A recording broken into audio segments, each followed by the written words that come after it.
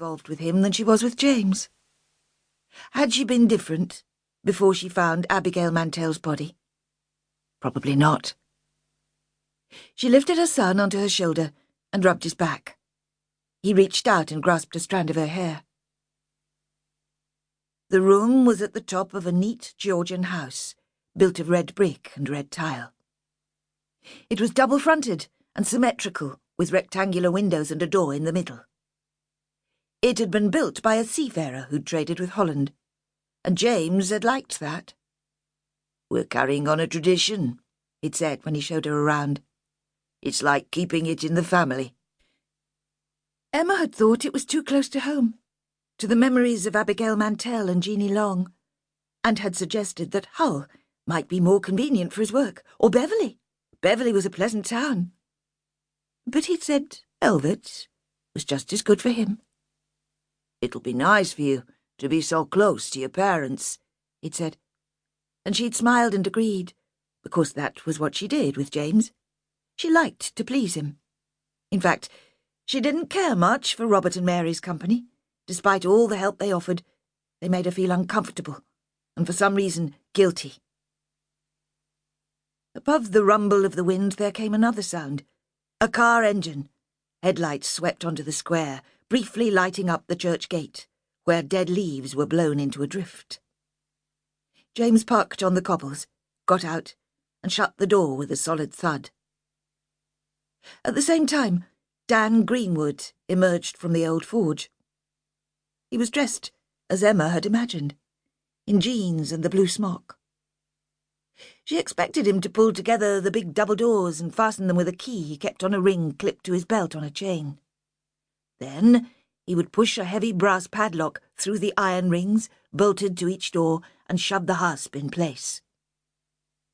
She had watched this ritual from the window many times. Instead, he crossed the square towards James. He wore heavy work boots, which rapped loudly on the paving stones, and made James turn round. Seeing them together, it occurred to her how different they were. Dan was so dark that he should have been a foreigner. He could play the villain in a Gothic melodrama. And James was a pale, polite Englishman. She felt suddenly anxious about the two men meeting, though there was no reason. It wasn't as if Dan could guess at her fantasies. She had done nothing to give herself away. Carefully, she raised the sash window so she could hear their words. The curtains billowed. There was wind in the room with a taste of salt on it. She felt like a child, listening in to an adult conversation, a parent and teacher perhaps discussing her academic progress. Neither of the men had seen her. "Have you seen the news?" Dan asked. James shook his head. "I've come off a Latvian container, Hull to sign off, then I drove straight home." "You've not heard from Emma, then? She's not much one for the news." "Jeanie Long committed suicide. She'd been turned down for parole again. It happened a couple of days ago. They kept it quiet over the weekend." James stood, poised to click the fob of his car key to lock up. He was still wearing his uniform and looked dashing in an old-fashioned way, as if he belonged to the time the house was built. The brass buttons on his jacket gleamed dully in the unnatural light. His head was bare. He carried his cap under his arm. Emma was reminded of when she had once had fantasies about him. "I don't suppose it'll make much difference to Em.